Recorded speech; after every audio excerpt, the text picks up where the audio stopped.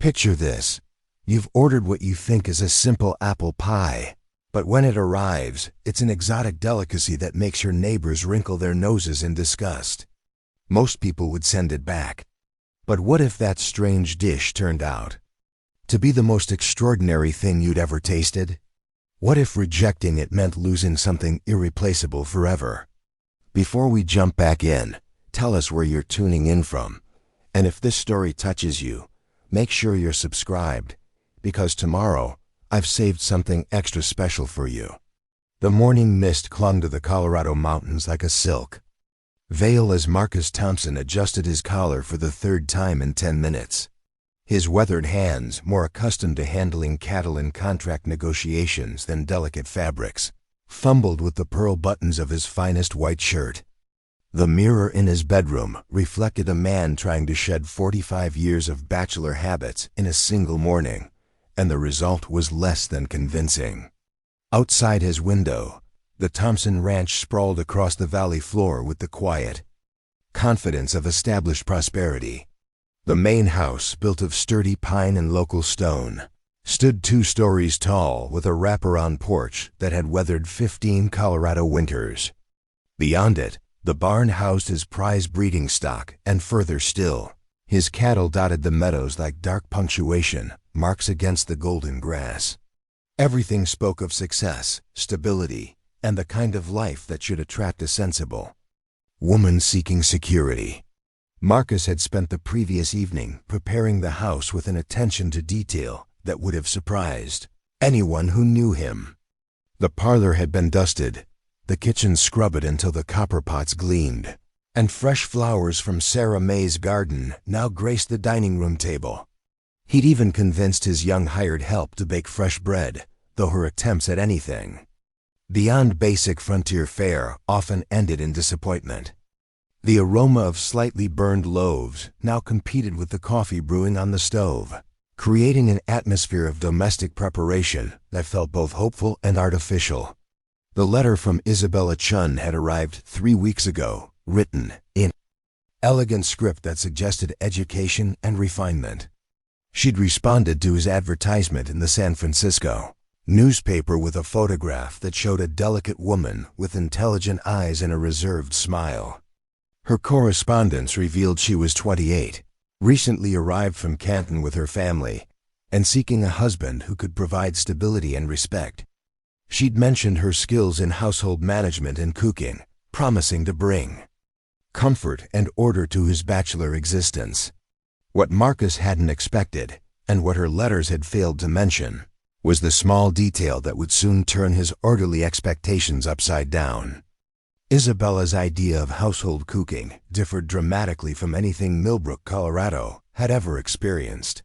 The sound of the approaching train whistle echoed across the valley, a lonesome call that made Marcus's stomach tighten with nervous anticipation. He'd made this trip to the railway station twice before, each time returning alone when previous arrangements had fallen through.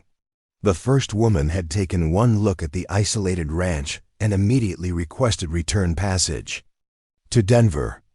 The second had lasted exactly 4 days before declaring that she'd rather take her chances with city poverty than mountain solitude. This time felt different, though Marcus couldn't articulate why. Perhaps it was the thoughtfulness evident in Isabella's letters, or the way she'd asked practical questions about the climate and the community rather than demanding assurances about his wealth. Her photograph suggested someone who'd already faced challenges and emerged with dignity intact. Marcus hitched his best horse to the wagon, taking care to brush down the leather seats and ensure the cushions were properly arranged. The ride to town took 40 minutes, winding through pine forests and past mining claims where optimistic prospectors still believed the next shovel of dirt might reveal their fortunes.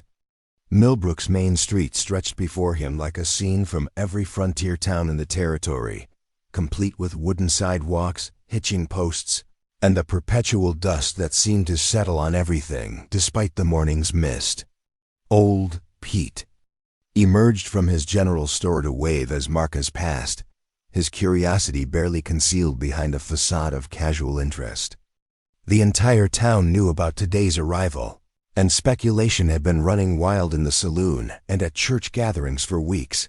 Mrs. Agnes Whitmore had appointed herself the unofficial authority on suitable behavior for mail-order wives, and her opinions on the subject had been shared freely with anyone within earshot. The railway station buzzed with unusual activity for a Tuesday morning.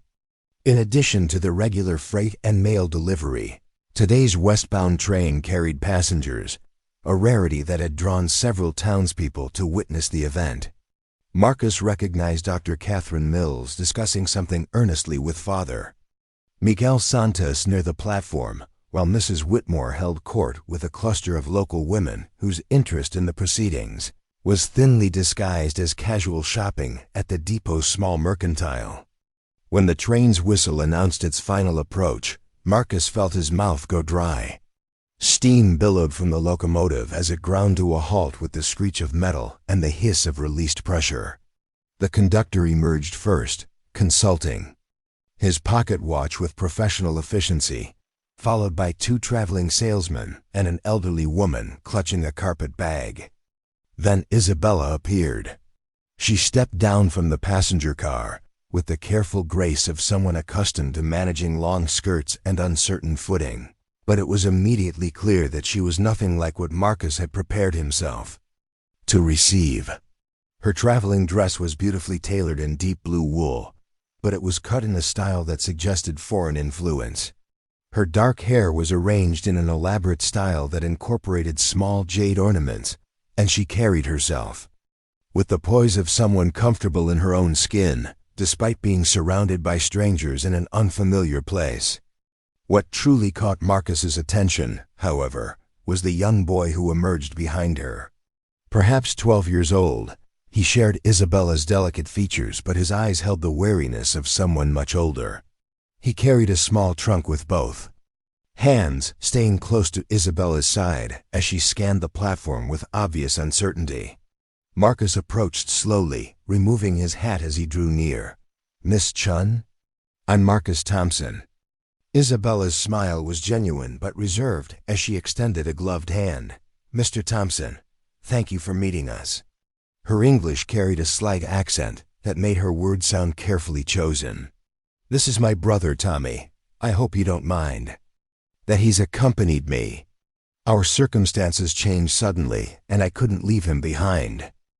The surprise of an additional person should have troubled Marcus, but something in the boy's protective stance beside his sister and the quiet dignity with which Isabella made her explanation prevented any immediate objection. "Of course," he heard himself saying, "we'll manage just fine." As they gathered Isabella's belongings, Marcus became aware of the attention they were attracting. Mrs. Whitmore's group had moved closer, their whispered conversations and pointed stares making their opinions clear. Dr. Mills offered a friendly nod, but even her smile seemed uncertain.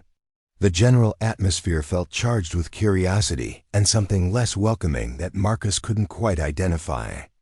The wagon ride back to the ranch began in relative silence, with Tommy perched between them and Isabella, gazing out at the landscape with the focused attention of someone memorizing details for future reference. She asked thoughtful questions about the terrain, the climate, and the community, responding to Marcus's answers with nods that suggested she was filing information away for later consideration. "The town seems prosperous," she observed as they left Millbrook behind. "Mining brought money in," Marcus replied. "Most folks do well enough. It's a good place to build a life, though it can be quiet for someone used to city ways." Isabella nodded slowly. "Quiet can be a blessing. Tommy and I have seen enough excitement to last us quite a while." There was something in her tone that suggested stories Marcus didn't feel comfortable asking about, at least not yet. Instead, he pointed out landmarks and explained the geography, finding himself oddly nervous about her reaction to his home. When the ranch house came into view, Isabella straightened slightly in her seat. Her expression remained carefully neutral, but Marcus caught her hands smoothing her skirts in what he was beginning to recognize as a gesture of nervous preparation. "It's beautiful," she said finally, and her tone suggested she meant it. "Very peaceful." Sarah May emerged from the kitchen as they approached, her young face bright with curiosity. At 16, she possessed the kind of practical competence that came from necessity rather than training, and her cooking skills reflected the same utilitarian approach. She'd been Marcus's only household help since his previous housekeeper had married and moved to Denver, and while she managed the basic necessities, neither of them pretended she had any talent for domestic refinement. "Sarah May, this is Miss Chun and her brother Tommy," Marcus said as he helped Isabella down from the wagon. "They'll be staying with us." The girl's greeting was friendly but shy, and Marcus noticed the way her eyes lingered on Isabella's elegant clothing and sophisticated hairstyle. Everything about his mail-order bride suggested a level of refinement that their simple ranch life couldn't match, and he found himself wondering if he'd made a terrible mistake in thinking this arrangement could work. Inside the house, Isabella moved through the rooms with quiet assessment, her brother staying close beside her. She admired the solid construction, the generous windows, and the obvious care that had gone into the furnishings, but Marcus sensed her taking inventory of something beyond mere physical comfort. "Would you like to rest before dinner?" he asked, suddenly uncertain about the protocols of housing an unmarried woman, even one intended as his bride. Sarah May prepared the guest room. "Thank you," Isabella replied. "But first, might I see the kitchen? I'd like to prepare something for our meal, if you don't mind. It's been a long journey, and cooking helps me feel settled." Sarah May's face brightened with obvious relief. "Oh, that would be wonderful. I'm not much of a cook, truth be told. Mr. Thompson's been too polite to complain, but I know my biscuits could knock a man flat." Marcus felt a flutter of anticipation as Isabella smiled at the girl's honesty. "I'd be happy to help." "Do you have basic supplies? Flour, salt, perhaps some vegetables?" "Sure do," Sarah May replied, leading the way toward the kitchen. "We've got beef in the cold cellar, potatoes, onions, some carrots from the garden. Not much variety, but it's good quality." What happened next would become, in Marcus's memory, the moment when his orderly expectations began their complete transformation. Isabella moved through his kitchen with the confidence of someone who considered cooking not just a necessity, but an art form. She examined the supplies with the focused attention of a craftsman selecting tools, asking questions about sources and storage that revealed a depth of knowledge Sarah May had never encountered. "Would it be possible to visit the general store?" Isabella asked. "There are a few ingredients I'd like to add, if they're available."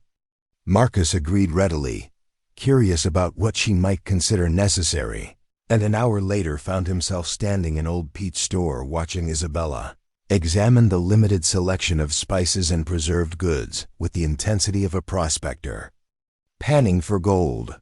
She selected items that struck him as unusual: star-shaped pods that smelled like licorice, dried mushrooms he'd never seen before, and small bottles of dark sauce that Old Pete admitted he'd ordered by accident and never expected to sell. "Interesting choices," commented a voice behind them, and Marcus turned to see James van der Berk emerging from behind a display of farming tools. The Dutch trader had arrived in Millbrook 6 months ago, establishing a small trading post that specialized in exotic goods from his extensive travels. Preparing and narrating this story took us a lot of time, so if you are enjoying it, subscribe to our channel. It means a lot to us. Now back to the story. He was perhaps 38, with the kind of weathered face and confident manner that suggested someone comfortable in any environment. "Mr. van der Berk," Marcus nodded. "This is Miss Chun, my intended bride, and her brother Tommy." Dutch's greeting was polite, but his attention focused immediately on Isabella's purchases.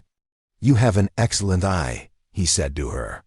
"That star anise is from a batch I brought back from San Francisco's Chinatown. Very high quality." Isabella's expression shifted from polite acknowledgement to genuine interest. You've traveled to San Francisco recently? 3 months ago, Dutch replied. I maintain connections with several importers there. The Chinese merchants in that city have access to ingredients that simply don't exist anywhere else in the territory. As they talked, Marcus found himself observing an exchange that felt both fascinating and slightly excluding. Isabella and Dutch discussed sources, preparation methods, and flavor combinations with the shared vocabulary of people who understood food as something beyond mere sustenance. Their conversation revealed a sophisticated knowledge that made Marcus acutely aware of his own limitations in such matters. Back at the ranch, Isabella's transformation of his kitchen began in earnest. She worked with Tommy's assistants, the boy clearly accustomed to helping with meal preparation. Together they created an atmosphere of focused activity that felt both foreign and oddly mesmerizing. The aromas that began to emerge bore no resemblance to anything Marcus had ever associated with home cooking. Sarah May watched with wide-eyed fascination as Isabella demonstrated techniques for cutting vegetables, explaining the importance of uniform pieces and proper timing. The secret, Isabella said as she heated oil in a pan, is understanding how each ingredient wants to be treated. Some need gentle coaxing, others respond to bold handling.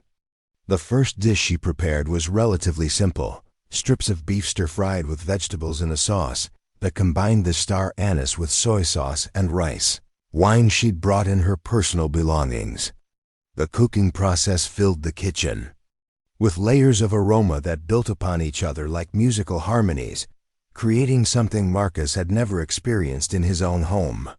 When Isabella announced that dinner was ready, Marcus approached the dining room with a mixture of anticipation and uncertainty. The table had been set with care, the flowers arranged just so, but the platter she carried bore no resemblance to anything he'd expected. The beef and vegetables glistened with a dark sauce, garnished with fresh herbs he couldn't identify. Rice, perfectly steamed and fluffy, accompanied the main dish, along with a soup that smelled of ginger and something indefinably complex. Please, Isabella said, gesturing toward the chairs. I hope you'll find it acceptable. Marcus took his first bite with the caution of someone entering unknown territory. The explosion of flavors that filled his mouth defied every assumption he'd held about food. The beef was tender beyond anything he'd experienced. The vegetables maintained their individual character while harmonizing with the sauce, and the overall effect was simultaneously exotic and deeply satisfying. Sarah May's reaction was even more pronounced. After a moment of surprised silence, she began eating with the enthusiasm of someone making a genuine discovery. This is incredible, she said between bites. How did you make the beef so tender? And what gives it that amazing flavor? Isabella's pleasure in their enjoyment was evident, and she began explaining her methods with the patient detail of a teacher sharing knowledge with eager students.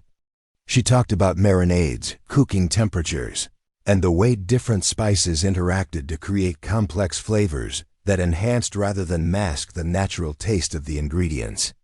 Tommy, who had remained largely silent throughout the day, began to relax as the meal progressed. His defensive posture softened, and he even smiled when Sarah May asked him to show her how to hold chopsticks properly. The atmosphere around the table shifted from formal politeness to something approaching genuine warmth. As the evening progressed, Marcus found himself studying Isabella with growing fascination. Her knowledge extended far beyond cooking techniques, to include stories of her family's history, their journey to America, and the challenges they'd faced in adapting to a new culture while maintaining their own traditions. She spoke of food as a bridge between worlds, a way of sharing heritage, and creating connections that transcended language and custom. When bedtime approached, Marcus showed Isabella and Tommy to their rooms with a mixture of satisfaction and bewilderment. The day had unfolded nothing like his expectations, yet he couldn't deny that something positive had begun. The house felt different, charged with new energy and possibilities he hadn't anticipated. Later, as he sat on his porch in the gathering darkness, Marcus reflected on the day's events. The meal had been unlike anything in his experience, sophisticated and satisfying in ways that challenged his understanding of what home cooking could be.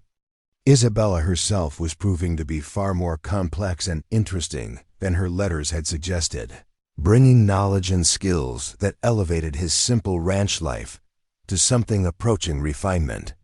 What troubled him, however, was the memory of the reactions he'd observed in town.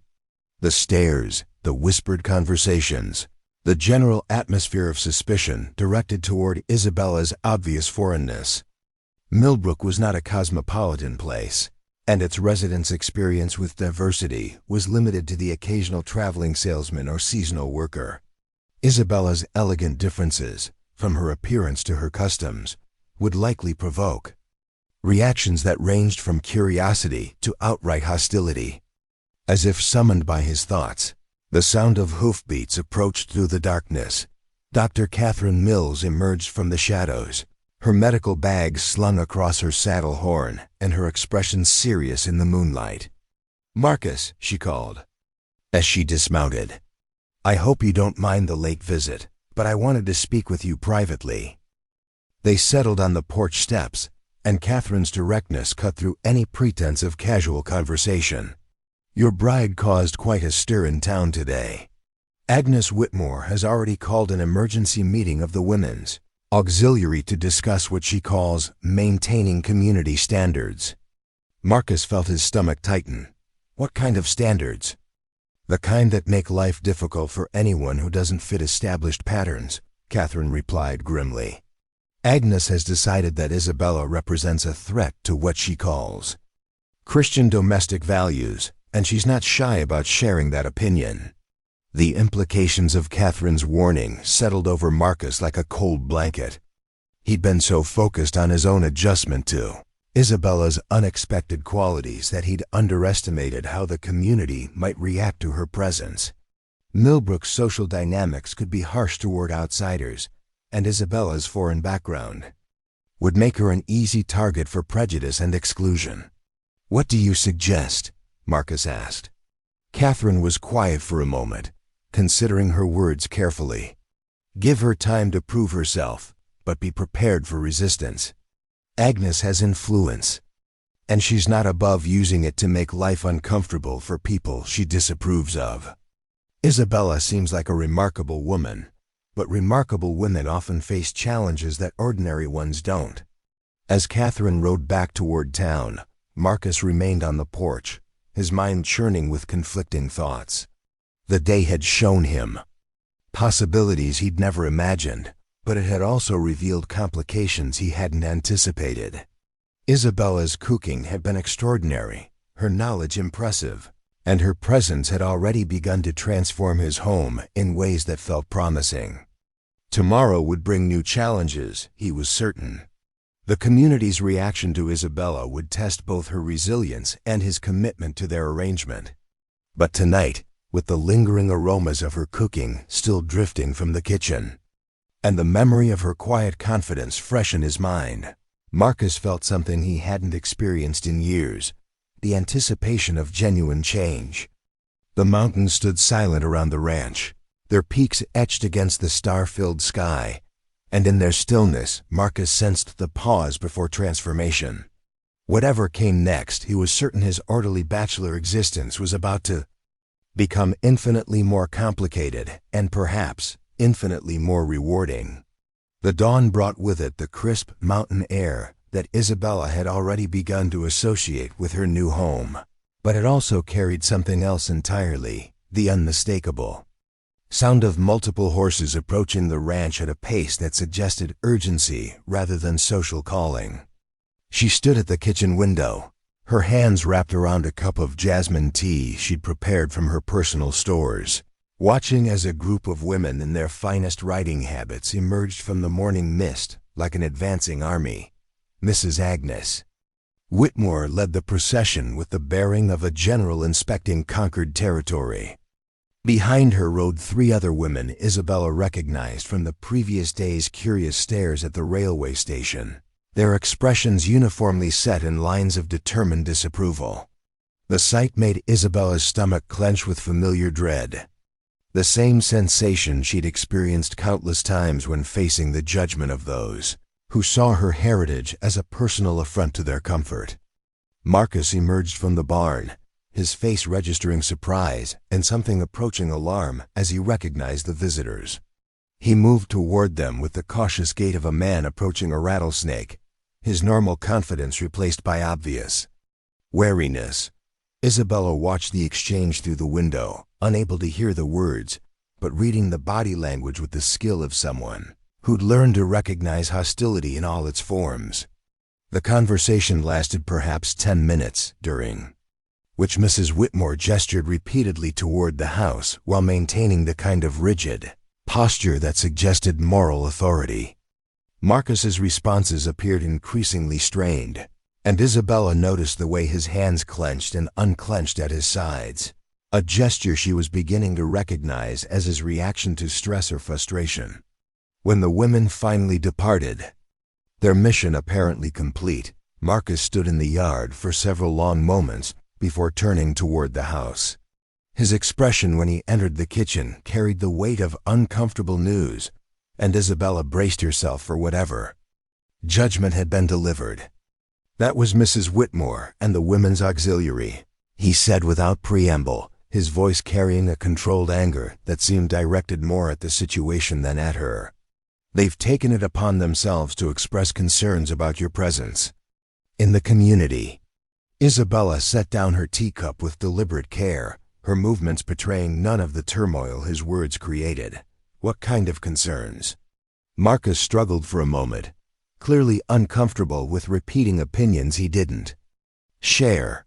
"They question whether someone of your background can properly maintain a Christian household. They're particularly troubled by what they call your foreign cooking practices." The familiar sting of rejection settled over Isabella like a well-worn cloak. She'd faced similar reactions in San Francisco, where even the Chinese community sometimes struggled to accept her family's adaptations to American life. Here in Colorado, where diversity was measured in terms of which European country someone's grandparents had fled, her presence represented something incomprehensible and therefore threatening. "I see," she said quietly, her voice carefully neutral. "And what is your response to their concerns?" Marcus's answer came without hesitation. "I told them that my household arrangements are my own business, and that any woman capable of creating the meal we shared last night possesses exactly the kind of skills I value in a wife." The unexpected support in his words created a warmth in Isabella's chest that she hadn't dared hope for. Most men, when faced with community pressure, chose the path of least resistance rather than defending choices that made them targets of disapproval. Marcus's willingness to stand against local opinion suggested a strength of character that his letters had only hinted at. Tommy emerged from his room at that moment, his hair still tousled from sleep, but his eyes immediately alert to the tension in the kitchen. At 12, he developed an uncanny ability to sense trouble, a skill born from too many situations where adult conversations determined the direction of their lives. "Is everything all right?" he asked, his gaze moving between Isabella and Marcus with obvious concern. "Everything's fine," Isabella replied with the kind of firm assurance she'd perfected over years of protecting him from adult anxieties. "Mr. Thompson was just telling me about some visitors." Marcus studied the boy for a moment, and Isabella sensed him making calculations about how much truth to share. "Some folks in town have opinions about things that aren't really their business," he said finally. "Nothing that affects us here on the ranch." The boy's expression suggested he wasn't entirely convinced, but he accepted the explanation with the resignation of someone accustomed to adults managing information on his behalf. Isabella watched him settle at the table with the quiet grace that had helped him navigate a childhood marked by uncertainty and frequent relocations. Sarah May's arrival broke the lingering tension, her cheerful energy providing a welcome contrast to the morning's complications. She burst through the kitchen door with her usual enthusiasm, her arms full of fresh eggs and her face bright with anticipation. "Oh good, you're all awake," she said, setting the eggs on the counter with careful precision. "I was hoping Miss Chun might show me more of her cooking techniques today. I've been thinking about that sauce from last night ever since I woke up." Isabella felt her mood lighten at the girl's genuine enthusiasm. Sarah May's interest in learning represented exactly the kind of open-minded curiosity that made cultural exchange possible, and her eagerness provided a refreshing contrast to the closed minds they'd encountered from the women's auxiliary. "I'd be happy to teach you," Isabella replied, already considering what lessons might be most useful. "Perhaps we could start with some basic techniques for preparing vegetables. The way you cut ingredients affects how they cook and how they taste." As they began to work together, Isabella found herself genuinely enjoying the role of teacher. Sarah May possessed the kind of natural curiosity that made instruction a pleasure rather than a chore, asking thoughtful questions and paying careful attention to demonstrations. Her enthusiasm for learning created an atmosphere of discovery that helped dispel the lingering unease from the morning's confrontation. Marcus observed their interaction with obvious pleasure, and Isabella caught him smiling as Sarah May attempted to duplicate the precise knife work she demonstrated. His appreciation for the educational exchange taking place in his kitchen suggested a man who valued growth and improvement, qualities that boded well for their developing relationship. The morning's cooking lesson expanded into something approaching a cultural exchange when Isabella began explaining the philosophy behind Chinese culinary traditions. She talked about the importance of balance in flavors, the way different ingredients could complement or enhance each other, and the role that presentation played in creating a complete dining experience. "In my family's tradition," she explained, as she demonstrated the proper way to arrange vegetables for steaming, "cooking is considered a form of art that nourishes both body and spirit. The goal isn't just to fill the stomach, but to create harmony between all the elements." Sarah May absorbed these concepts with the focused attention of someone discovering an entirely new way of understanding something she'd always taken for granted. Her questions revealed a keen intelligence that had been underutilized in her previous cooking experiences, and Isabella felt genuine pleasure in watching her understanding. Tommy, who had been quietly observing the lesson while helping with simple tasks, finally spoke up with a question that revealed his own sophisticated understanding of their situation. Will the other people in town learn to appreciate this kind of cooking, or will they always think it's wrong? The question hung in the air with the weight of larger implications, and Isabella realized that her brother was asking about much more than food acceptance.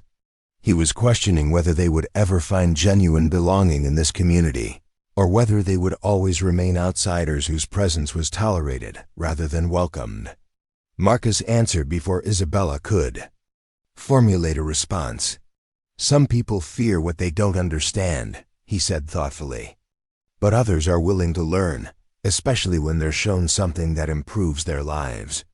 The key is finding the right people and giving them time to discover the value in what you're offering." His words carried the weight of someone who'd given considerable thought to the challenges of change and acceptance, and Isabella found herself studying him with growing respect. Marcus Thompson was proving to be far more thoughtful and principled than his initial letters had suggested, possessing depths of character that complemented his obvious material stability. The afternoon brought an unexpected visitor who would prove to be a crucial ally in their developing situation. James Van der Berk arrived at the ranch in his characteristic style, driving a wagon loaded with exotic goods and wearing the kind of confident smile that suggested someone bearing good news. "I hope you don't mind the uninvited visit," he said, as Marcus helped him down from the wagon. "But I've brought some items I thought Miss Chun might find interesting, and I wanted to discuss a business proposition that could benefit us all." Isabella emerged from the kitchen to greet him, wiping her hands on her apron and offering the kind of polite welcome that had become second nature during her years of managing uncertain social situations. Dutch's presence felt different from the morning's hostile visitors, carrying an energy of genuine interest rather than suspicious judgment. "I've been thinking about our conversation yesterday," he said to Isabella, his directness refreshing after the morning's diplomatic evasions. "Your knowledge of Chinese cuisine represents an opportunity that this community doesn't even know it's missing." He began unloading items from his wagon with the practiced efficiency of someone accustomed to presenting merchandise to potential customers. But these weren't ordinary trade goods. Isabella's eyes widened as she recognized ingredients and implements that she'd assumed would be impossible to find in frontier Colorado. "Fresh ginger root," Dutch announced, holding up a gnarled piece. That looked like it had been harvested recently. "Real soy sauce, not the watered-down version Pete keeps in his store. Black mushrooms that were dried properly. And this," he said with obvious pride, "is genuine sesame oil from a producer in San Francisco who understands quality."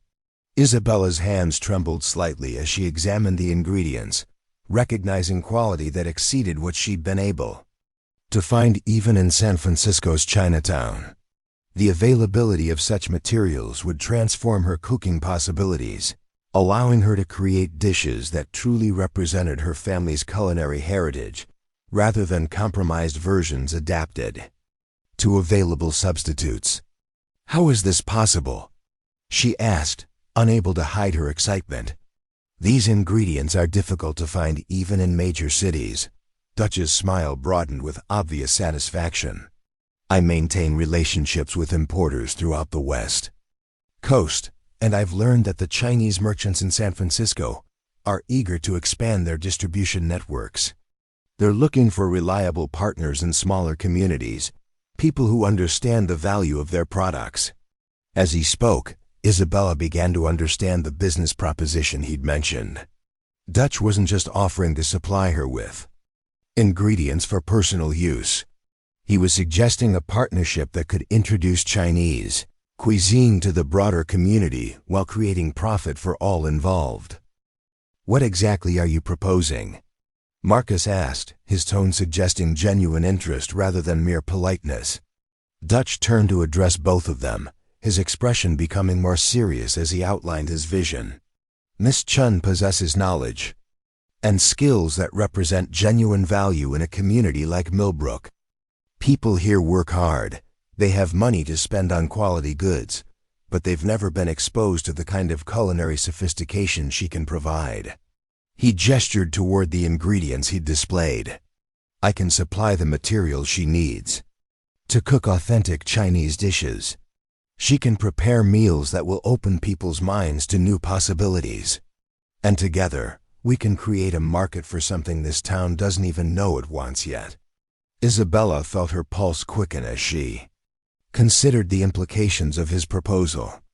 The idea of sharing her family's culinary heritage with a broader audience appealed to her on multiple levels, offering both personal satisfaction and potential economic independence. But the morning's confrontation with Mrs. Whitmore's group had made clear the challenges such an endeavor would face. "The community has already expressed resistance to foreign influences," she said carefully. "How do you propose to overcome that prejudice?" Dutch's answer revealed a sophisticated understanding of human nature and marketplace dynamics.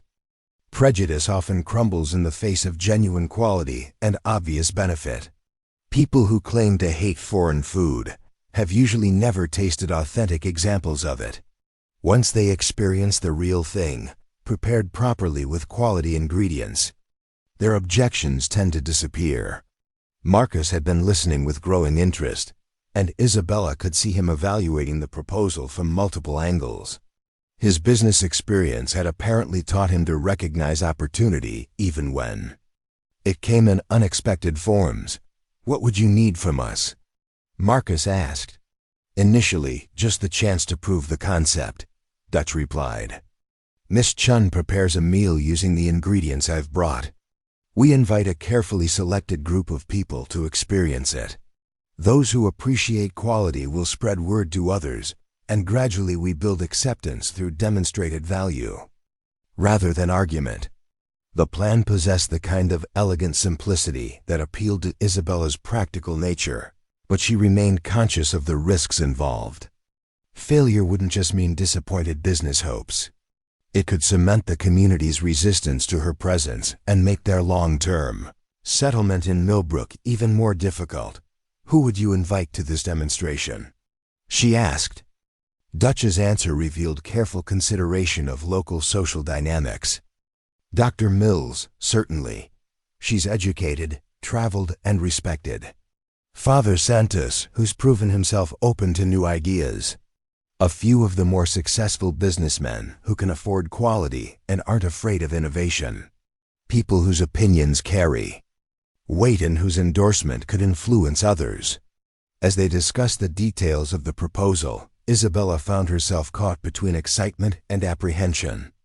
The opportunity to share her heritage through food appealed to every aspect of her identity, from her pride in family traditions to her desire for economic independence. But the stakes felt enormous, with their acceptance in the community potentially hanging in the balance. Tommy had been listening with the focused attention he gave to all adult conversations that might affect their future, and his question cut to the heart of her concerns. What happens if people still don't like it? What if they decide they don't want us here? The boy's vulnerability in asking the question made Isabella's chest tighten with protective instincts, but Dutch's response carried surprising wisdom for someone who'd known them less than 2 days. "Then we'll know this isn't the right community for you," he said simply. "But I don't think that's going to happen. I've traveled extensively, and I've learned to recognize quality when I see it. What your sister can create with these ingredients will speak for itself." Marcus added his own perspective with characteristic directness. "And if some people can't appreciate quality when it's offered to them, that says more about their limitations than about what you're providing." The conversation continued through the afternoon, evolving from a business discussion into something approaching a strategy session for cultural integration.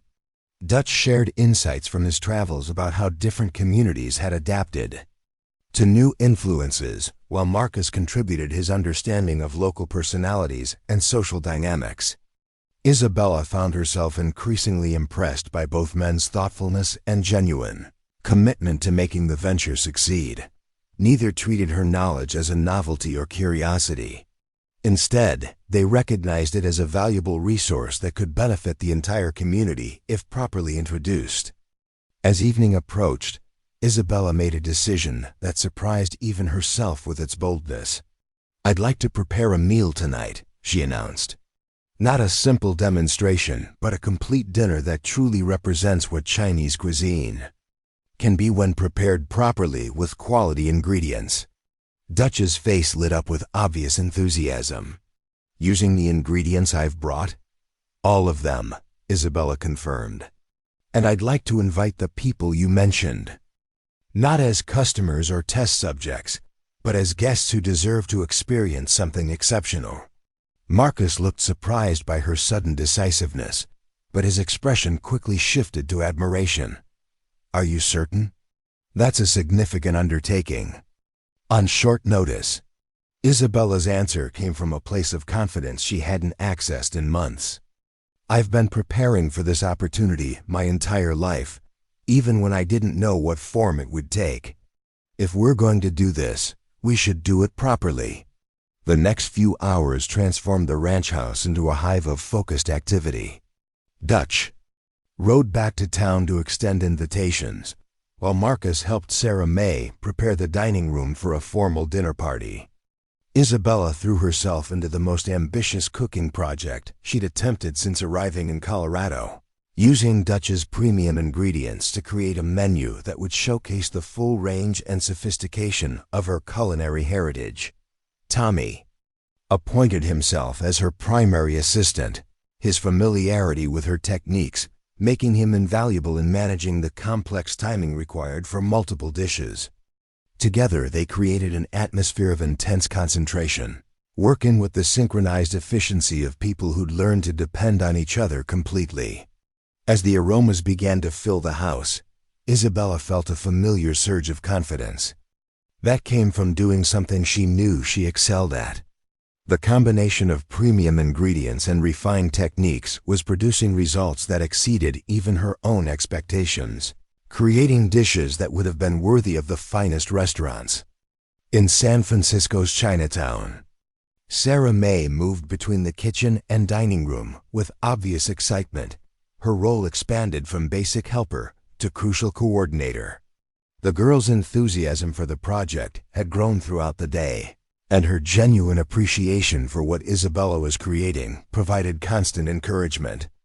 When the guests began arriving, just as the sun touched the mountain peaks, Isabella felt the familiar mixture of anticipation and nervous energy that accompanied any significant performance. Through the kitchen window, she watched Dr. Mills arrive. With the confident bearing of someone comfortable in any social situation, followed by Father Santos in his clerical collar and 3 businessmen whose prosperous appearance suggested Dutch had chosen his invitees wisely. The dinner that followed would later be remembered by everyone present as a transformative experience that challenged assumptions and expanded possibilities in ways none of them had anticipated. But as Isabella put the finishing touches on her preparations, she was focused only on the immediate goal of creating something extraordinary enough to change minds and open hearts. The sound of conversation from the dining room suggested that Dutch's carefully selected guests were settling in with the kind of curious anticipation that made the perfect audience for what she was about to present. In a few minutes she would carry the first course to the table and begin the most important meal of her life in Millbrook, Colorado.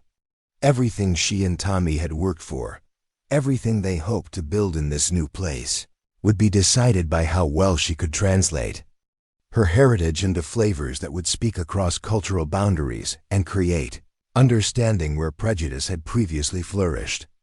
The dining room had been transformed into something resembling a sophisticated restaurant, with candles casting warm light across the polished wooden table, and Sarah May's carefully arranged wildflowers providing an elegant centerpiece. Isabella surveyed the scene through the kitchen doorway, noting how the soft lighting enhanced the rich colors of the Chinese silk table runner she'd contributed from her personal belongings. Everything was prepared for what she hoped would be an evening that changed not just opinions, but the entire trajectory of their future in Millbrook. Dr. Catherine Mills sat at the far end of the table, her intelligent eyes taking in every detail. With the analytical precision that made her such an effective physician. Beside her, Father Miguel Santos adjusted his collar nervously, clearly uncertain about what to expect but maintaining the open curiosity that had earned him respect throughout. The community the 3 businessmen Dutch had invited represented the practical heart of Millbrook's economy. Samuel Reed, who owned the largest mining operation in the area. William Hartwell, whose lumber mill supplied construction throughout the territory. And Benjamin Morrison, whose freight company connected the town to markets in Denver and beyond. Marcus moved among the guests with the careful courtesy of a man hosting his first formal dinner party in over a decade, offering drinks and managing introductions with surprising grace. Isabella watched him navigate the social requirements with growing admiration, recognizing the effort he was making to ensure her evening succeeded. Dutch had positioned himself strategically near the kitchen door, ready to assist with service while maintaining his role as the evening's unofficial master of ceremonies. His confidence in the venture had never wavered, and his enthusiasm provided a steadying influence as Isabella prepared to present the first course. Tommy emerged from the kitchen carrying a tray of delicate porcelain bowls, his movements careful and precise despite his nervousness. At 12, he understood the significance of the evening better than most adults would have given him credit for, and his determination to contribute perfectly was evident in every step. The soup Isabella had prepared represented her family's most refined tradition, a clear broth enhanced with winter melon, dried scallops, and fresh herbs that had been simmered for hours to achieve perfect clarity and depth of flavor. The presentation was elegant in its simplicity, each bowl garnished with a single carved radish flower and a few drops of sesame oil that created an artistic pattern on the surface. As the guests received their bowls, Isabella observed their reactions from the kitchen doorway with the focused attention of someone whose future depended on the outcome. Dr. Mills lifted her spoon with the deliberate motion of someone accustomed to careful evaluation, while Father Santos offered a brief blessing before tasting. The businessmen approached their bowls with varying degrees of curiosity and skepticism, their expressions carefully neutral. The moment of truth arrived as each guest took their first taste. Isabella watched faces transform as the complex flavors registered, seeing surprise give way to appreciation and then to genuine delight. Dr. Mills's eyebrows rose with obvious pleasure, while Father Santos paused mid-sip to study his bowl with new interest. Even the most skeptical of the businessmen, Samuel Reed, set down his spoon with an expression of grudging admiration. "This is extraordinary," Dr. Mills announced, her professional demeanor giving way to genuine enthusiasm. "The depth of flavor is unlike anything I've experienced. How do you achieve such complexity with what appears to be such simple ingredients?" Isabella stepped into the dining room, her confidence bolstered by the positive reception. "The secret lies in time and patience," she explained, moving to stand beside the table. "The broth requires 8 hours of gentle simmering, with each ingredient added at precisely the right moment to build layers of taste without overwhelming the delicate balance." Father Santos leaned forward with obvious interest. "The technique reminds me of the careful preparation required for sacramental wine. Each step must be performed with intention and respect for the final result." The comparison pleased Isabella more than she could express, recognizing the priest's effort to find common ground between their different traditions. His willingness to see parallels rather than differences suggested the kind of open-mindedness that could bridge cultural divides. As Tommy and Sarah May cleared the soup bowls, Isabella returned to the kitchen to prepare the next course, her movements now fluid with growing confidence. The positive response to the soup had created momentum that carried through her final preparations for the main dishes. The centerpiece of the meal was a whole fish that had been steamed with ginger and scallions, then finished with a sauce of soy, rice wine, and the premium sesame oil Dutch had provided. The presentation was dramatic, with the fish arranged on a large platter surrounded by steamed vegetables cut into decorative shapes and garnished with fresh herbs. Accompanying dishes included tender beef with black mushrooms, delicate dumplings filled with pork and chives, and perfectly seasoned rice that had been prepared using techniques passed down through 3 generations of her family. The visual impact of the main course created an immediate stir of appreciation as Tommy and Isabella carried the platters to the dining room. The artful presentation elevated the meal beyond simple sustenance to something approaching performance art, with each dish arranged to complement the others in both color and composition. "My word," breathed William Hartwell, the lumber mill owner whose rough exterior had given no hint of aesthetic appreciation. "This looks like something from the finest hotels in San Francisco." Dutch seized the moment to provide context for what the guests were experiencing. "What you're seeing represents centuries of culinary refinement, techniques that have been developed and perfected by countless generations of skilled cooks. Miss Chun is sharing not just a meal, but a cultural inheritance that most of us have never had the opportunity to experience." As the guests began to sample the various dishes, the dining room filled with exclamations of surprise and delight. The fish, in particular, drew praise for its delicate texture and the way the ginger enhanced rather than masked the natural flavors. The beef with mushrooms prompted Samuel Reed to declare it the most tender meat he'd ever tasted, while the dumplings inspired Father Santos to ask detailed questions about the preparation technique. Isabella found herself at the center of an impromptu cooking lesson, explaining methods and ingredients with growing confidence as the guests' genuine curiosity overcame any initial reservations. Their questions revealed intelligent appreciation for the skill involved, and their obvious enjoyment validated every hour she'd spent learning her craft. The key to proper steaming, she explained in response to Dr. Mills's inquiry about the fish preparation, is maintaining exactly the right temperature and timing. Too much heat makes the flesh tough, while too little fails to cook it properly. The fish must be absolutely fresh, and the aromatics must be added at precisely the right moment. Benjamin Morrison, whose freight business had exposed him to diverse cultures throughout the territory, offered his own perspective on the evening's significance. "I've eaten in restaurants from Denver to San Francisco, and I've never encountered cooking of this caliber. The sophistication and attention to detail rival anything I've experienced in major cities." His endorsement carried particular weight, given his extensive travel experience, and Isabella saw the impact his words had on the other guests. When someone with genuine basis for comparison offered such praise, it created credibility that mere enthusiasm couldn't match. As the meal progressed, the conversation evolved from polite appreciation to genuine engagement with the cultural and practical implications of what they were experiencing. Dr. Mills asked thoughtful questions about the medicinal properties of various ingredients, revealing her interest in the health benefits of Chinese culinary traditions. Father Santos expressed fascination with the philosophical aspects of cooking as a form of artistic expression and cultural preservation. The businessmen, initially focused on practical considerations, gradually revealed deeper appreciation for the skill and knowledge Isabella represented.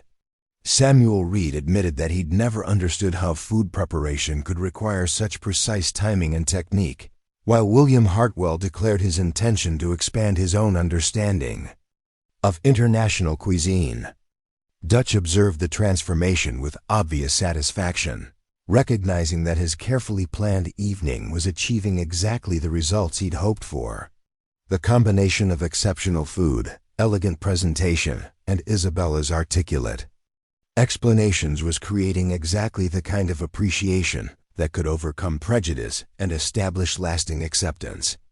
When Isabella presented the final course, a delicate dessert of sweet soup made with lotus seeds and rock sugar, the guests received it with the reverent attention usually reserved for rare and precious offerings. The subtle sweetness and unusual texture provided a perfect conclusion to the meal, leaving everyone with a sense of having experienced something truly special. As the evening wound down and the guests prepared to depart, their comments revealed the depth of impact the dinner had created. Dr. Mills approached Isabella directly, her expression serious and thoughtful. "I want you to know that this evening has been genuinely educational," she said. "I've learned more about Chinese culture and cuisine than I ever expected, and I'm grateful for your willingness to share your knowledge with us." Father Santos offered his own perspective with characteristic insight. "Food has always been a way of bringing people together, of sharing not just sustenance, but culture and tradition. What you've given us tonight is a gift that extends far beyond the meal itself." The businessmen's responses were equally positive, with each expressing interest in learning more about Chinese cuisine and culture. Samuel Reed went so far as to suggest that Isabella consider offering cooking lessons to interested members of the community, while Benjamin Morrison offered to help source additional specialty ingredients through his freight connections. As the guests departed into the cool mountain evening, their enthusiastic farewells and repeated thanks created an atmosphere of genuine triumph. Isabella stood on the porch beside Marcus, watching the last carriage disappear into the darkness, and felt a sense of accomplishment that went beyond mere personal satisfaction. "That was remarkable," Marcus said quietly, his voice carrying a mixture of pride and amazement. "I've never seen anything like the way you transformed that dining room into something magical." Isabella smiled, feeling the tension of the evening finally beginning to release. "Food has power," she replied. "When it's prepared with care and shared with openness, it can bridge any divide." Dutch remained behind to help with cleanup, his satisfaction with the evening's success evident in his energetic assistance with clearing dishes and organizing the kitchen. As they worked together, he outlined the next steps in their developing partnership. "Tonight proved the concept beyond any doubt," he said, his voice filled with excitement. "The response was even better than I'd hoped. Now we need to think about how to build on this success." Isabella found herself caught up in his enthusiasm, her mind already racing with possibilities. The evening had demonstrated that her skills could find appreciation in Millbrook, but it had also revealed opportunities she hadn't previously considered. "What do you have in mind?" she asked. Dutch's answer revealed careful planning that extended far beyond the single dinner demonstration. "We start with regular dinners for small groups, gradually expanding as word spreads. Eventually, we could establish a proper restaurant that serves as a cultural bridge between the Chinese community in larger cities and smaller towns throughout the territory." The scope of his vision both thrilled and intimidated Isabella, representing possibilities she'd never dared imagine. But the evening's success had proven that such ambitious goals might actually be achievable with the right approach and sufficient dedication. Tommy emerged from the back room where he'd been cleaning dishes, his face glowing with pride and excitement. At 12, he'd played a crucial role in the evening's success, and his satisfaction was evident in every movement. "Everyone loved it," he said simply, but his words carried the weight of someone who understood exactly what had been accomplished. Sarah May, who had worked tirelessly throughout the evening to ensure perfect service, offered her own perspective on the experience. "I learned more about cooking tonight than in all my previous attempts combined. The way you explain techniques makes everything seem possible." Her comment reminded Isabella of the educational aspect of what they'd accomplished. The evening hadn't just been about demonstrating the quality of Chinese cuisine. It had been about sharing knowledge and creating understanding that could benefit the entire community. As they finished cleaning and organizing the kitchen, Isabella reflected on the evening's significance. The success had validated her belief that cultural differences could become strengths rather than obstacles, that skills and knowledge could overcome prejudice when presented with patience and respect. But even as she celebrated the triumph, Isabella remained conscious of the challenges that lay ahead.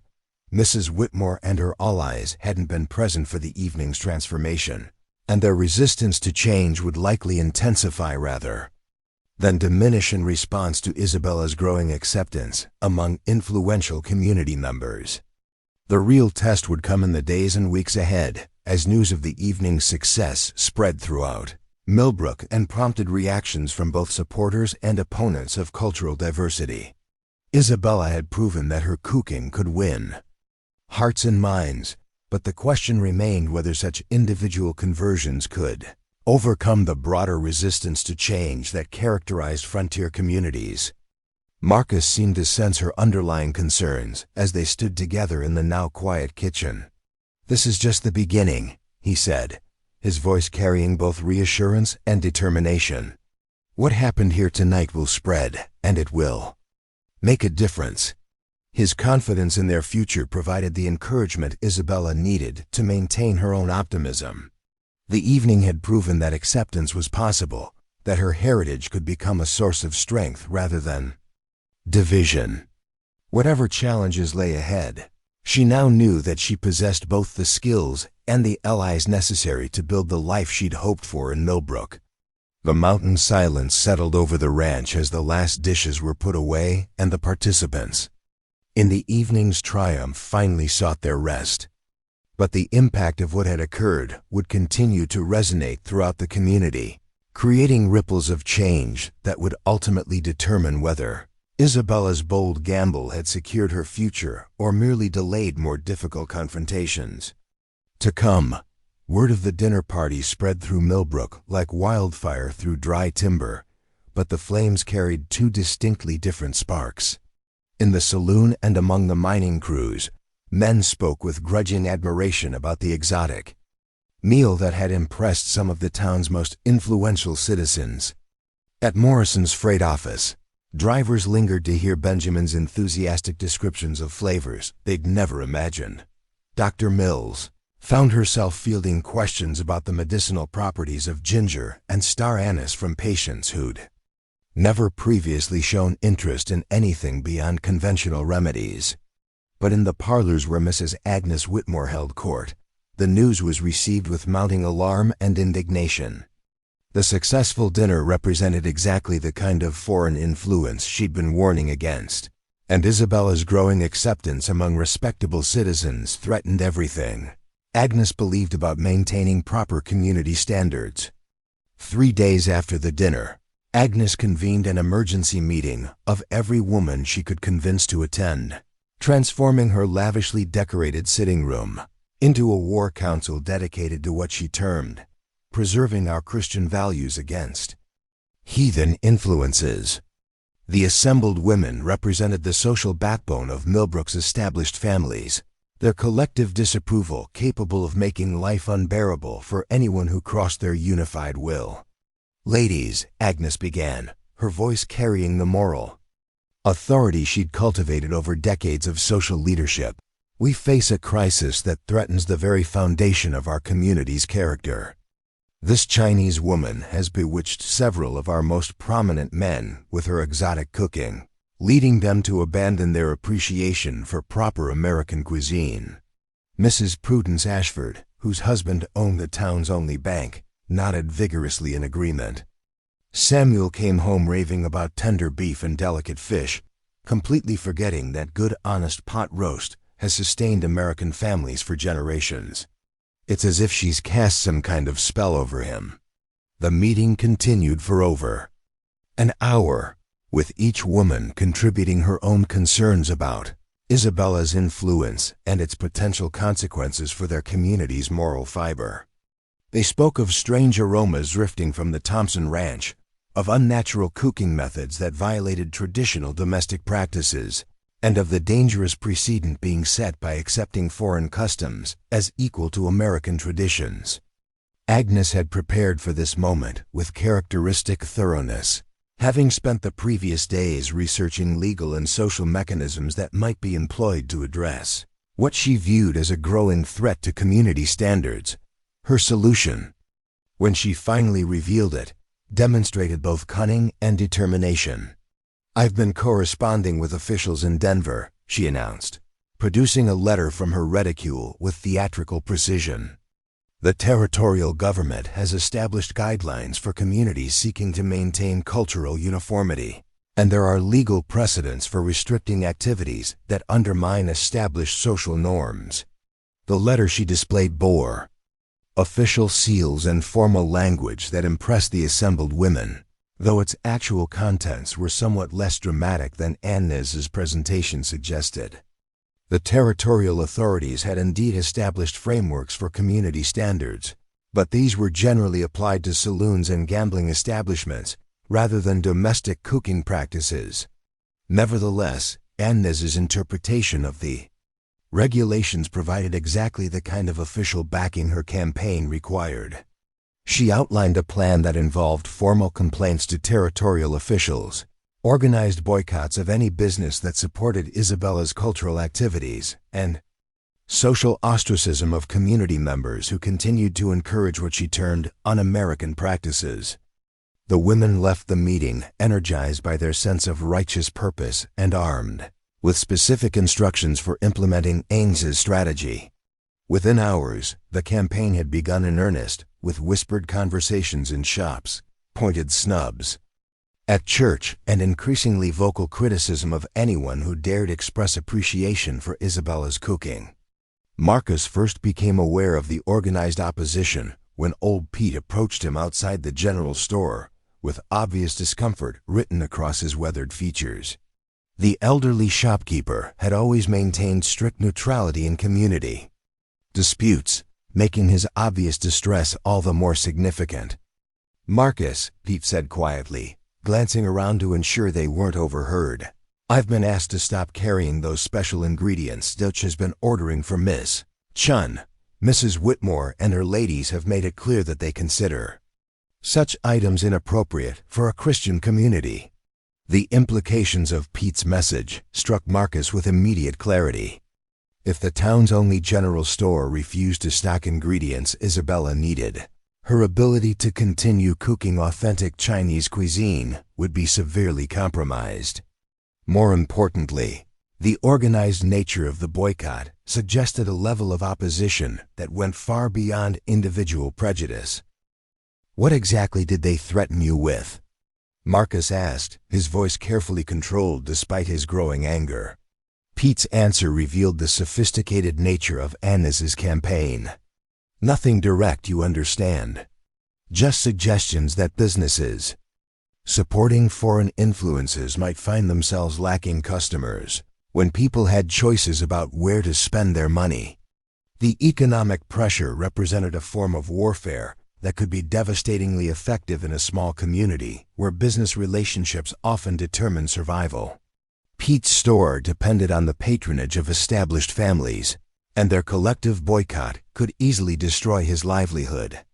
Marcus understood the position Pete was in, but the targeting of Isabella's ingredients represented an escalation that demanded response. "I appreciate you letting me know," he said finally, "but I want you to understand that my household will continue purchasing whatever ingredients we need, regardless of other people's opinions about their appropriateness." His declaration of support provided some comfort to the embattled shopkeeper, but Marcus knew that individual loyalty would be insufficient to counter the organized campaign Agnes was mounting. The battle for Isabella's acceptance in Millbrook was about to become significantly more serious. The full scope of the opposition became clear the following Sunday, when Isabella and Tanya accompanied Marcus to church services for the first time since their arrival. Father Santos had personally invited them, expressing his hope that Isabella's presence would help bridge cultural divisions within the congregation. Instead, their appearance created a scene that demonstrated exactly how effective Agnes's campaign had become. As they entered the small stone church, conversation ceased with uncomfortable abruptness. Several families pointedly moved to different pews to avoid sitting near them, while others stared with barely concealed hostility. Agnes herself sat in the front row with her supporters arranged around her like a protective barrier, their unified disapproval creating an atmosphere of barely restrained confrontation. When Father Santos began his sermon with remarks about welcoming strangers and appreciating diverse gifts, Agnes's faction responded with audible sighs and meaningful glances that made their disagreement unmistakable. The situation deteriorated further when the service concluded and the congregation gathered outside for their customary social exchange. Instead of the polite conversations that typically followed Sunday worship, distinct groups formed with obvious division between Isabella's supporters and Agnes's followers. Dr. Mills made a point of approaching Isabella with warm greetings and questions about her recent cooking, but her friendly conversation was conducted under the watchful glares of women who considered such interaction a betrayal of community solidarity. Dutch arrived with his characteristic directness, engaging Isabella in discussion about their business plans despite the obvious disapproval such talk generated. The confrontation that had been building finally erupted when Mrs. Prudence Ashford approached Isabella directly, her manner suggesting someone delivering an official ultimatum rather than engaging in casual conversation. "Miss Chun," she said with icy formality, "I think it's important for you to understand that not everyone in this community appreciates the changes you've introduced. Some of us believe that American towns should maintain American customs." Isabella's response demonstrated the grace and dignity that had characterized her behavior throughout the mounting opposition. "Mrs. Ashford," she replied calmly, "I've never asked anyone to abandon their traditions. I've simply shared my own family's heritage with those who showed interest in learning about it." The reasonableness of Isabella's reply seemed to frustrate Prudence, who had apparently expected either defensiveness or anger that would justify further attack. Instead, Isabella's composed response made the banker's wife appear unreasonable in comparison. Agnes herself chose that moment to intervene, stepping forward with the authority of someone accustomed to controlling social situations. The issue isn't your personal behavior, Miss Chun, but the impact your presence has on our community's character. We've worked hard to establish proper standards here, and we won't allow them to be undermined by foreign influences. The directness of Agnes's challenge created a moment of tense silence as the gathered congregation waited to see how Isabella would respond to such open hostility. Even Father Santos appeared uncertain about how to address the confrontation taking place on his church grounds. Isabella's answer, when it came, possessed a quiet strength that commanded attention despite the hostile audience. Mrs. Whitmore, I came to Millbrook seeking nothing more than a place to build a peaceful life with my brother. I've tried to contribute positively to this community through the skills I possess, but I've never insisted that anyone accept what I offer. She paused, her gaze moving across the assembled faces with calm assessment. If my presence truly threatens your sense of security, perhaps the problem lies not with what I'm bringing to Millbrook, but with how fragile you believe your own traditions to be. The observation struck with surgical precision, suggesting that Agnes's campaign arose from weakness rather than strength, from fear rather than confidence. Several people in the crowd shifted uncomfortably, recognizing the truth in Isabella's analysis even if they weren't prepared to admit it openly. Marcus stepped forward at that moment, his voice carrying the authority of someone defending his own household against attack. Isabella is here at my invitation, as my intended bride, and she'll remain as long as she chooses to. Anyone who has problems with that arrangement is welcome to discuss it with me directly. His declaration created another moment of charged silence, as the community grappled with the implications of choosing sides in what had become an increasingly personal conflict. The social dynamics of Millbrook were being redrawn before their eyes, with relationships and alliances shifting based on attitudes toward cultural acceptance. Dutch added his own support with characteristic bluntness. I've traveled throughout this territory, and I can tell you that communities that embrace quality and diversity are the ones that prosper. Those that cling to narrow-minded prejudice usually find themselves bypassed by progress and opportunity.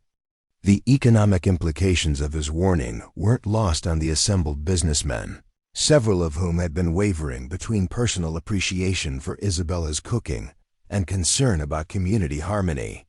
The suggestion that their opposition might actually harm Millbrook's prosperity introduced considerations that went beyond mere cultural preference.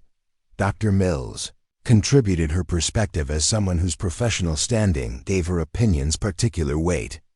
I've had the privilege of experiencing Miss Chun's cooking and learning about Chinese medicinal traditions.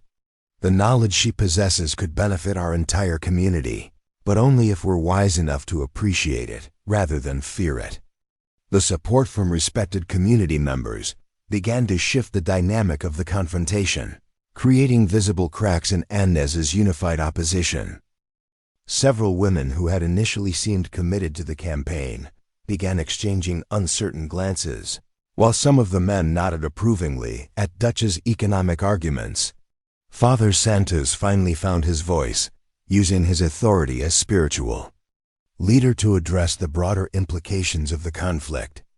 Christ himself taught us to welcome strangers and to appreciate the gifts they bring. Perhaps we should consider whether our response to Miss Chun reflects our Christian values or our human prejudices.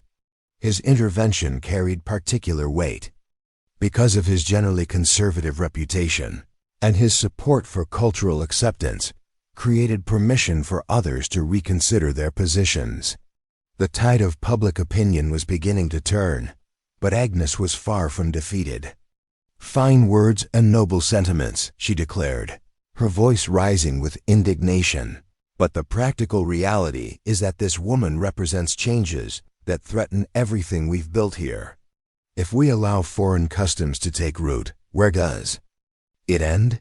Her appeal to fear rather than reason revealed the fundamental weakness of her position, but it also demonstrated her determination to continue the fight regardless of shifting public sentiment. The confrontation was far from over, and everyone present understood that more serious battles lay ahead. The resolution came from an unexpected source when Samuel Reed, the mining company owner whose practical nature commanded respect throughout the community, stepped forward with obvious deliberation. "I've listened to all these arguments," he said, his gruff voice carrying across the churchyard, "and I keep coming back to one simple fact. That Chinese dinner was the finest meal I've ever eaten, prepared by someone with skills that took years to develop. Now I don't know much about cultural traditions or community standards, but I know quality when I taste it." He paused, his gaze moving from Agnes to Isabella with obvious consideration. "Seems to me we'd be fools to drive away someone who can contribute that kind of excellence to our community, especially over concerns that have more to do with fear than facts." Reed's endorsement carried enormous weight because of his reputation for practical judgment and his significant economic influence in the community. His support provided cover for others who had been reluctant to oppose Agnes's campaign openly, and several people began nodding in agreement with his assessment. Benjamin Morrison, whose freight business gave him broad perspective on economic trends, added his own crucial support. "Samuel's right about quality, and Dutch is right about prosperity. Communities that welcome talent and innovation are the ones that grow and thrive. Those that don't usually find themselves left behind." The combination of economic logic and practical assessment began to undermine Agnes's moral arguments, creating a counter-narrative that appealed to Millbrook's fundamental values of hard work and practical success. Isabella's skills were being recognized not as threats to community stability, but as assets that could enhance the town's prosperity and reputation. William Hartwell, the lumber mill owner whose rough exterior concealed surprising sophistication, offered the final piece of support that effectively ended Agnes's campaign. "My wife's been after me for years to eat better, and Miss Chun's cooking showed me what that might look like. If learning about Chinese cuisine makes me less American, then I guess I'll have to live with that disappointment." His humor diffused the remaining tension while making a serious point about the arbitrary nature of cultural boundaries. The laughter his comment generated created a more relaxed atmosphere that allowed people to step back from the confrontational positions they'd been forced to adopt. Agnes recognized that the tide had turned decisively against her, but her final attempt to salvage the situation revealed both her desperation and her fundamental misunderstanding of what motivated her opponents. "You're all making a mistake that you'll regret," she declared. "Mark my words, accepting foreign influences is the first step toward losing everything that makes our community special." Her prediction fell flat because it failed to address the actual reasons people were supporting Isabella. They weren't embracing change for its own sake, but recognizing specific value in particular skills and knowledge. Agnes's inability to distinguish between thoughtful appreciation and reckless acceptance undermined her credibility and effectively ended her campaign. As the crowd began to disperse, the new social dynamics of Millbrook became clear. Isabella had not only survived the organized opposition, but had emerged with stronger support than before the confrontation. The public nature of the debate had forced people to choose sides, and the majority had chosen inclusion over exclusion, quality over prejudice. Dutch approached Isabella with obvious satisfaction as the churchyard emptied. "That couldn't have gone better if we'd planned it," he said with characteristic directness. "Agnes overplayed her hand and made your supporters more committed than they would have been otherwise." Isabella smiled, feeling a sense of relief that went beyond mere personal vindication. "I never wanted to be the center of controversy," she said. "I just wanted to build a life here." Marcus joined them, his expression mixing pride with protective Concern. You've done more than build a life, he said. You've shown this community something about itself that it needed to learn. As they walked back toward the ranch together, Isabella reflected on the journey that had brought her to this moment of acceptance and belonging. The path had been neither straight nor easy, but it had led to something more valuable than the simple security she'd originally sought. Tommy, who had observed the entire confrontation with the alert attention of someone whose future depended on its outcome, finally spoke with the wisdom that occasionally emerged from his 12-year-old perspective. People were afraid of us because they didn't understand us, he said simply. But once they tasted your cooking, they understood that different doesn't mean dangerous. His observation captured the essential truth of what had occurred, the way that direct experience had overcome abstract fear, that personal connection had defeated ideological opposition. Isabella's victory hadn't come through argument or confrontation, but through the simple act of sharing her heritage with an open heart and skilled hands. The weeks that followed brought rapid changes to both Isabella's personal situation and Millbrook's cultural landscape. Dutch's business partnership flourished as demand for authentic Chinese ingredients expanded beyond their original expectations. Several women approached Isabella about cooking lessons, eager to learn techniques that would elevate their own culinary skills. Dr. Mills collaborated with Isabella on research into traditional Chinese medicinal practices, finding applications for herbs and preparations that enhanced her conventional treatments. Father Santos invited Isabella to share her knowledge of Chinese philosophy and spirituality with interested parishioners, creating dialogue that enriched everyone's understanding. Most significantly, Marcus's proposal of marriage was accepted with genuine enthusiasm rather than mere practical consideration. Their courtship had evolved through shared challenges into something approaching true partnership, built on mutual respect and appreciation for each other's strengths. The wedding ceremony, conducted by Father Santos in the small stone church where Isabella had faced her greatest opposition, became a celebration of both personal commitment and community transformation. Agnes Whitmore attended with stiff formality, her defeat complete but her dignity intact. Dr. Mills served as matron of honor, while Dutch and Tommy stood as witnesses to the union that had begun as practical arrangement and evolved into genuine love.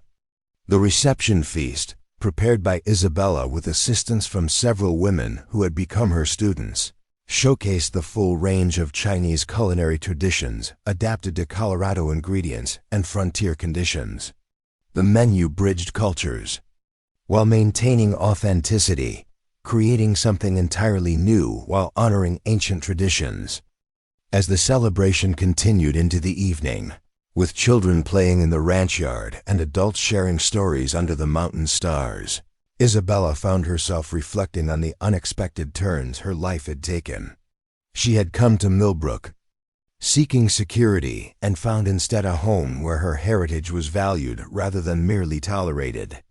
Tommy, now settled permanently as part of the Thompson family, had adapted to ranch life with the resilience that had carried him through previous transitions. His relationship with Marcus had evolved into something approaching the father-son bond neither had expected but both treasured. Sarah May, whose eagerness to learn had made her Isabella's first and most devoted student, had developed into an accomplished cook whose skills complemented her employers in ways that enhanced both their capabilities. Her enthusiasm for Chinese techniques had infected other young women in the community, creating a generation more open to cultural diversity than their parents had initially been. The success of Isabella's integration into Millbrook's social fabric created ripple effects that extended far beyond individual relationships. The town's reputation for cultural sophistication began attracting diverse settlers who might previously have bypassed such a remote location. Dutch's trading post expanded into a regional destination for exotic goods, while the informal cooking school that had grown around Isabella's kitchen became a model for cultural exchange throughout the territory. Most importantly, the confrontation With Agnes Whitmore's campaign had forced the community to examine its own values and choose consciously what kind of place it wanted to be.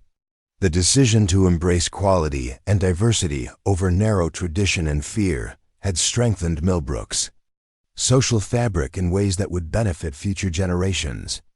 As Isabella stood on her porch in the gathering twilight, watching her husband and brother work together to secure the barn for the night, she felt the deep satisfaction that comes from building something lasting and meaningful. The mail order bride arrangement that had brought her to Colorado had evolved into a life richer and more fulfilling than anything she'd dared hope for. The mountains stood eternal around the ranch, their peaks touched with alpenglow that painted the sky in shades of gold and crimson.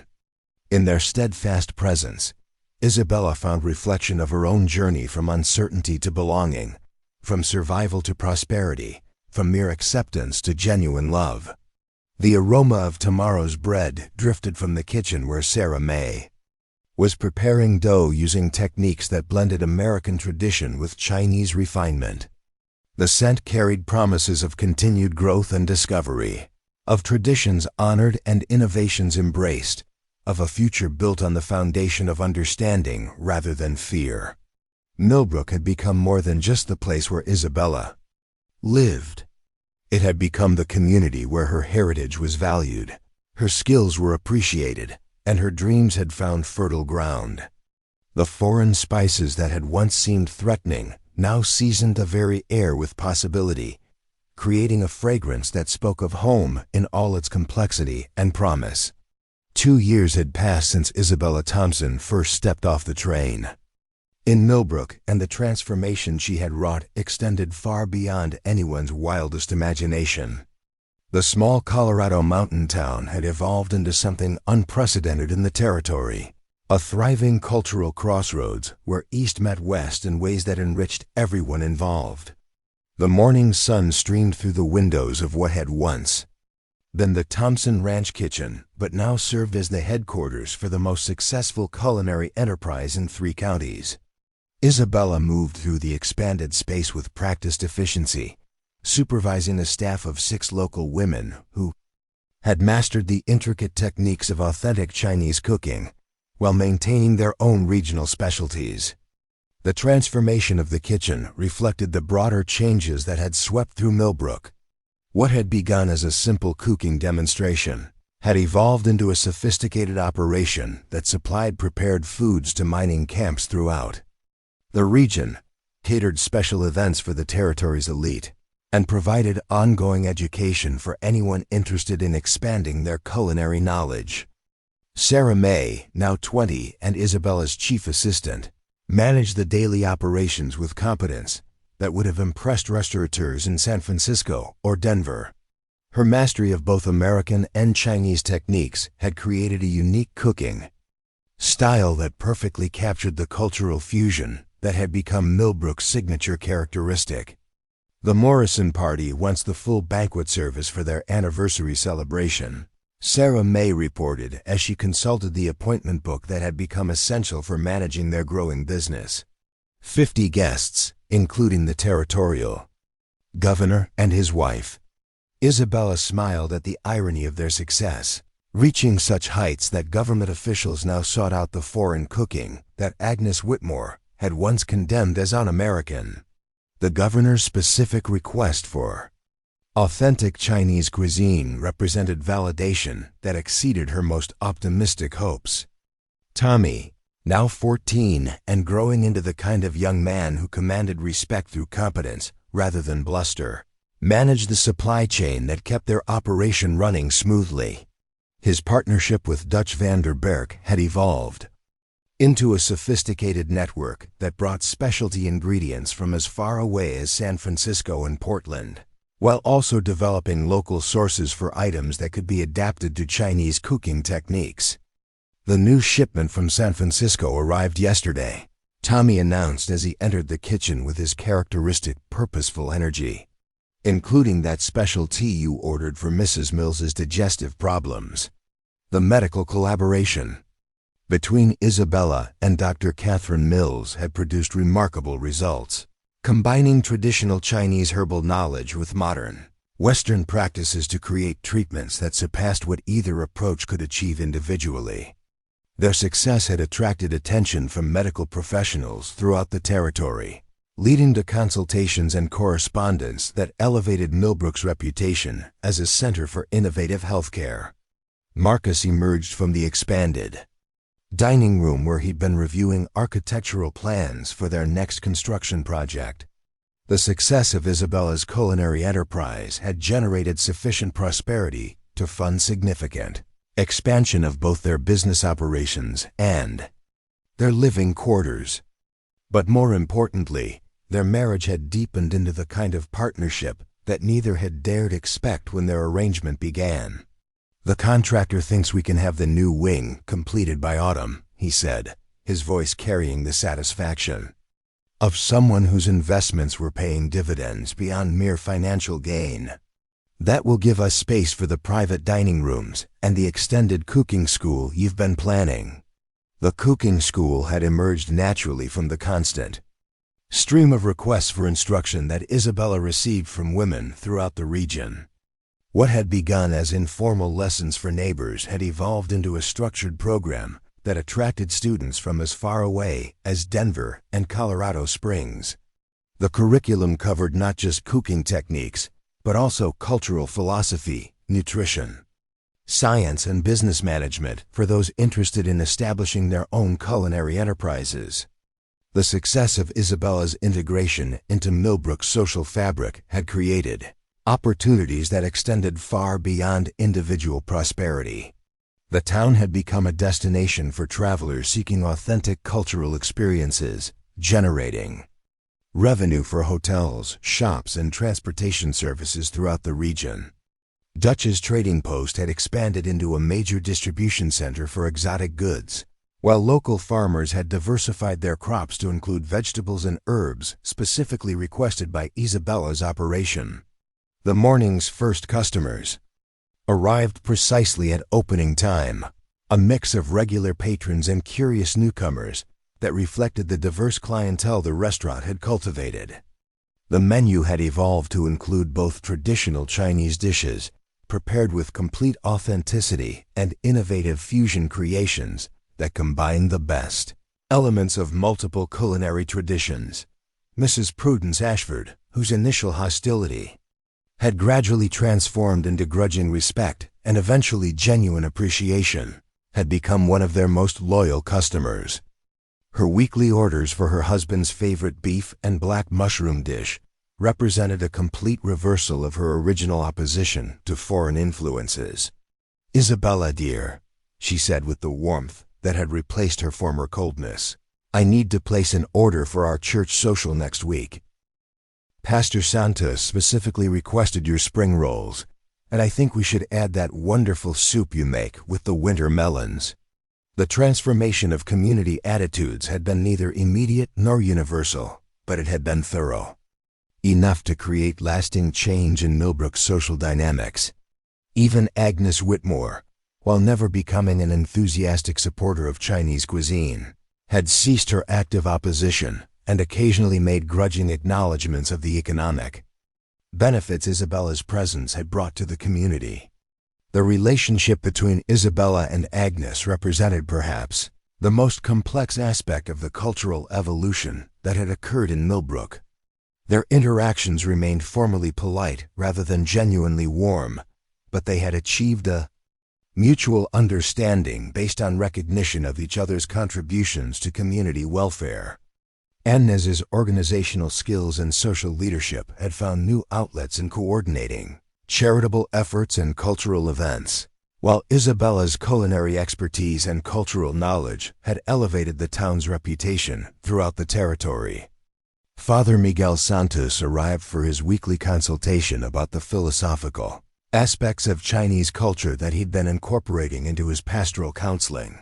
His genuine interest in Eastern wisdom traditions had created dialogue opportunities that benefited both his parishioners and his own spiritual development. "I've been reading more about Confucian principles of social harmony," he said as he settled into the consultation chair Isabella had designated for their discussions. The parallels with Christian teachings about community responsibility are remarkable. These conversations had produced insights that influenced Father Santos' sermons and counseling approach, creating a unique synthesis of Eastern and Western spiritual traditions that attracted visitors from throughout the region.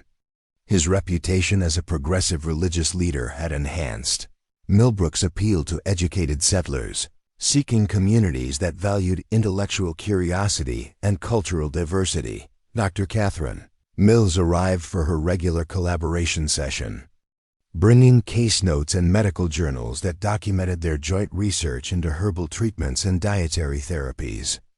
Their work had gained recognition from medical professionals in major cities, leading to publication opportunities and speaking engagements that elevated both their professional standing and Millbrook's reputation as a center for innovative healthcare.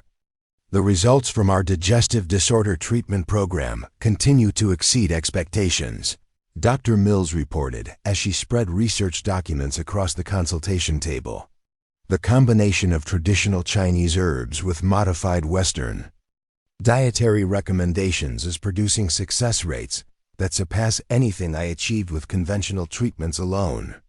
Their medical collaboration had attracted patients from throughout the territory, generating revenue for local businesses while providing healthcare options that would otherwise have required expensive travel to major cities. The success of their joint practice had also inspired other communities to explore similar collaborations between traditional and modern medical approaches. The afternoon brought the arrival of the territorial governor's advance party, representatives tasked with finalizing arrangements for the anniversary celebration that would showcase Millbrook's unique cultural character to the territory's most influential citizens. Their obvious respect for Isabella's expertise and their detailed questions about menu options reflected how completely attitudes toward Chinese cuisine had transformed among Colorado's political and social elite. Governor Richardson specifically requested your signature dish with the steamed fish, the governor's aide explained as he reviewed the proposed menu. He dined here during his previous visit and declared it the finest preparation he'd encountered anywhere in the Western Territories. The political implications of such endorsements extended far beyond individual recognition, representing official validation of the cultural diversity that had become Millbrook's defining characteristic. The governor's public support for Chinese cuisine and culture provided protection against any future attempts to resurrect the kind of organized opposition Agnes Whitmore had once mobilized. As the planning session concluded, Isabella reflected on how dramatically her circumstances had changed since those early days of uncertainty and cultural conflict. The mail-order bride arrangement that had brought her to Colorado had evolved into something approaching a fairy tale, complete with professional success, personal fulfillment, and community recognition that exceeded her most optimistic dreams. Tommy's voice interrupted her contemplation as he announced the arrival of their newest student, a young woman from Denver whose family had sent her to Millbrook specifically to study under Isabella's guidance. The cooking school had developed such a strong reputation that wealthy families throughout the territory were willing to pay substantial fees for their daughters to receive instruction in both culinary arts and cultural sophistication. Miss Patterson is here for her enrollment interview, Tommy announced with the professional manner he'd developed in his role as business coordinator. Her family specifically requested placement in the advanced program. The advanced program represented the culmination of Isabella's educational vision, providing intensive instruction not just in cooking techniques, but also in cultural history, business management, and social skills that prepared graduates for leadership roles in their own communities.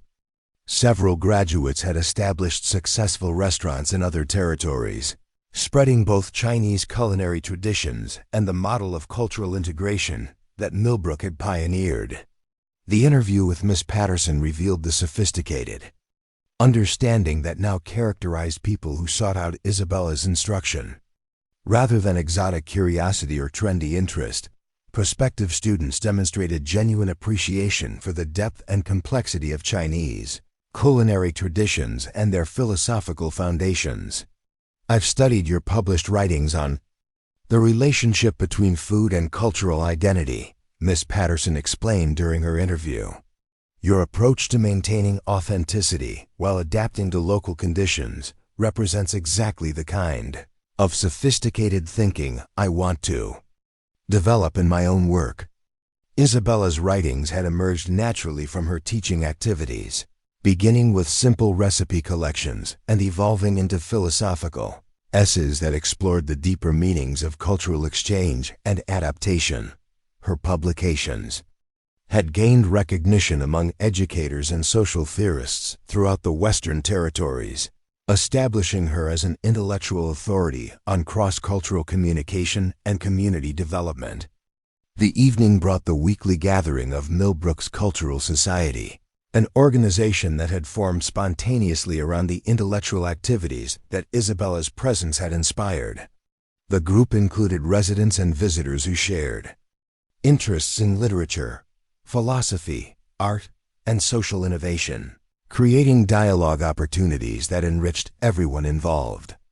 Dutch van der Berk had become the Society's unofficial historian, documenting the transformation of Millbrook from an isolated mining town into a recognized center for cultural innovation. His records would eventually contribute to academic studies of frontier community development and the role of individual initiative in creating social change. The economic data continues to support our original predictions, Dutch reported to the assembled group. Communities that embrace cultural diversity consistently outperform those that maintain exclusionary policies. Millbrook's growth rate exceeds the territorial average by 40%, and that gap continues to widen. The economic success had attracted attention from development officials and business leaders throughout the region, leading to requests for consultation and advice that positioned Isabella as an expert on community development strategies. Her insights into the relationship between cultural openness and economic prosperity had influenced policy discussions at the territorial level. Marcus addressed the group's ongoing project to document and share the Millbrook model with other communities facing similar challenges. Their experience had proven that cultural integration required careful planning and skilled leadership, but it could produce benefits that extended far beyond individual success stories. We've received requests for assistance from 12 communities in the past month alone, Marcus reported.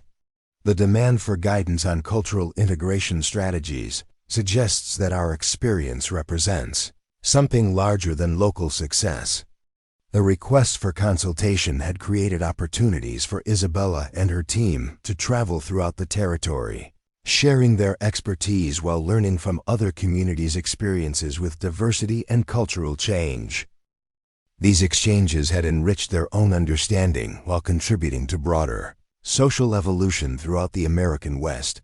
As the evening concluded and the participants dispersed to their various homes and accommodations, Isabella walked through the expanded facilities that represented the physical manifestation of everything they had built together.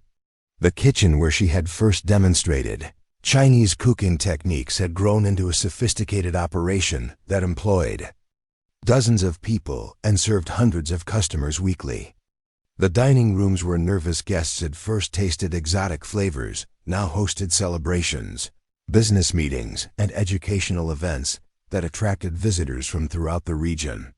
The consultation spaces where she met with students and collaborators had become centers for innovation that influenced fields ranging from medicine to philosophy to business development.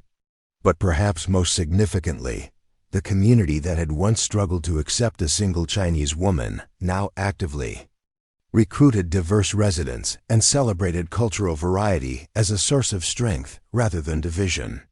Millbrook had become a model for inclusive community development that challenged conventional assumptions about frontier social dynamics. Tommy joined her for their customary evening review of the day's activities and planning for tomorrow's schedule. At 14, He had developed into a sophisticated business manager whose insights often surprised adults who underestimated his capabilities. His perspective on their success reflected both gratitude for their current prosperity and ambition for continued growth. The Patterson family's enrollment brings our student waiting list to over 30 people, he reported as he reviewed the enrollment records. We'll need to consider expanding the residential facilities if we want to accommodate demand for the advanced program.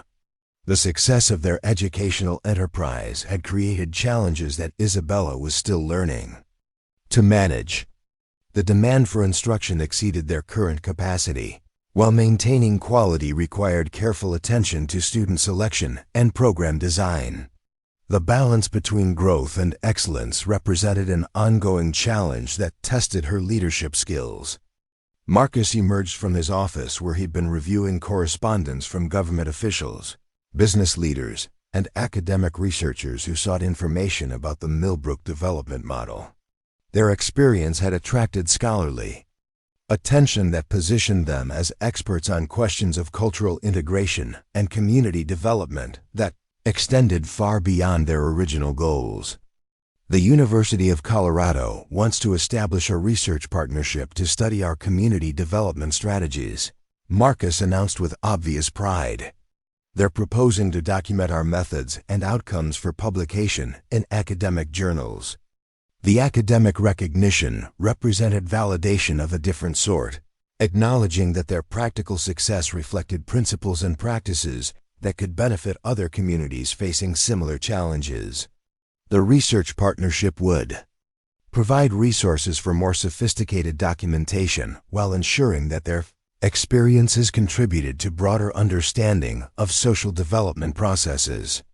As they settled on the porch for their customary evening conversation, Isabella reflected on the journey that had brought them to this point of recognition and prosperity. The path from isolated ranch to cultural center had been neither straight nor predictable, but it had led to achievements that exceeded her most ambitious dreams. The mountains that surrounded Millbrook stood eternal in the gathering darkness, their peaks touched with starlight that seemed to promise continued possibilities for growth and discovery. In their steadfast presence, Isabella found reminder of the foundations that had supported their success: patience, persistence, and faith in the value of authentic cultural expression. The sounds of the community settling into evening routines drifted across the valley, carrying voices speaking multiple languages and reflecting the diversity that had become Millbrook's greatest strength. Children who had grown up experiencing Chinese culture as a normal part of their environment would carry that openness into their adult lives, creating ripple effects that would influence generations yet to come. Sarah May emerged from the kitchen where she'd been preparing tomorrow's specialty dishes, her competence and confidence reflecting the opportunities for personal growth that their enterprise had created for everyone involved. Her development from uncertain teenager to accomplished professional represented one of many individual success stories that had emerged from their community's cultural evolution. "Everything's prepared for tomorrow's territorial delegation visit," she reported with satisfaction. "The menu represents our finest work, and I think it will demonstrate exactly what we've accomplished here." The visit from territorial officials represented another milestone in their journey from local success to regional influence. Their model of cultural integration and economic development had attracted attention from policymakers who recognized its potential for broader application throughout the American West. Dutch arrived for their weekly planning session, bringing reports from his extensive travel and correspondence network that kept them informed about developments throughout the region. His role had evolved from simple trading partner to strategic advisor whose insights influenced their long-term planning and development decisions. The California delegation specifically requested information about our educational programs. Dutch reported as he settled into his customary chair. "They're facing similar challenges with cultural integration and want to understand how we achieve such positive outcomes." The requests for consultation and guidance had become a significant aspect of their operation. generating revenue while extending their influence far beyond Millbrook's boundaries.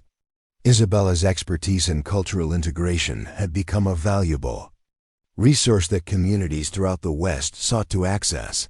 Dr. Mills joined them with her customary medical bag and research materials, her collaboration with Isabella having evolved into a partnership that influenced healthcare practices throughout the territory.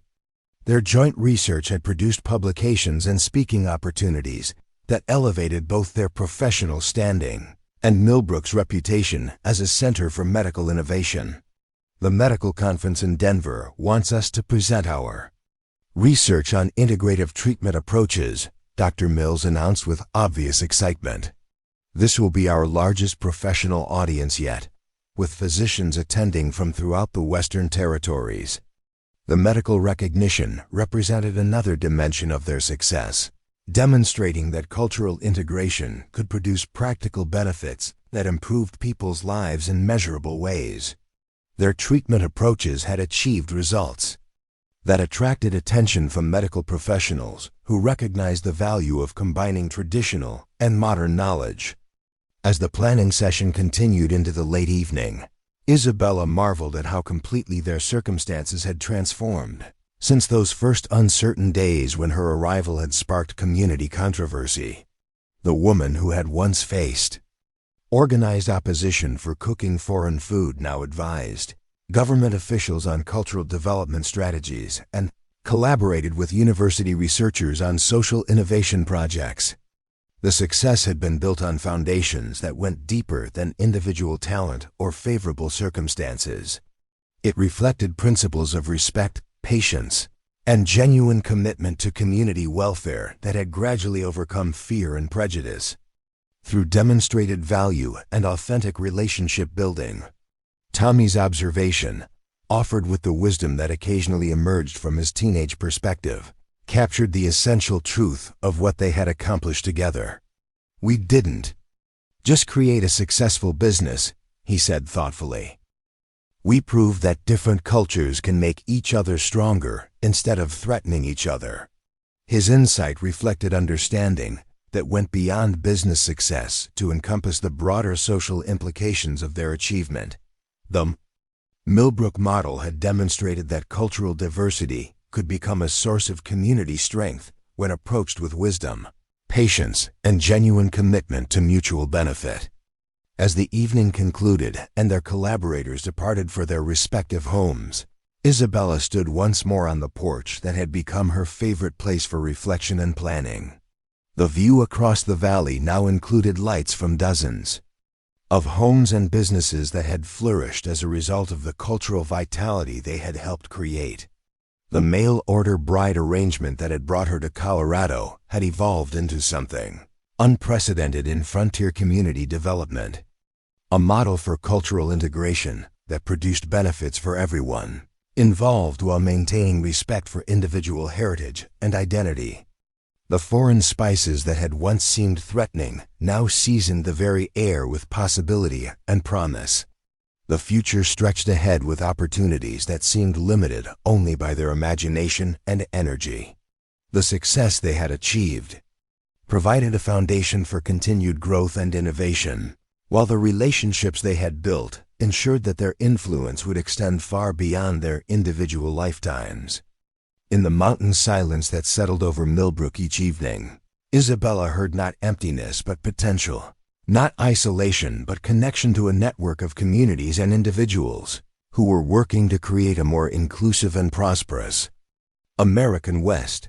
The woman who had arrived seeking simple security had found instead a calling that challenged and inspired everyone she encountered. The stars that emerged in the clear mountain sky seemed to reflect the countless possibilities that lay ahead, each point of light representing potential for continued growth and discovery. The transformation of Millbrook from isolated mining town to cultural center was complete, but the influence of that transformation would continue to spread throughout the territory and beyond.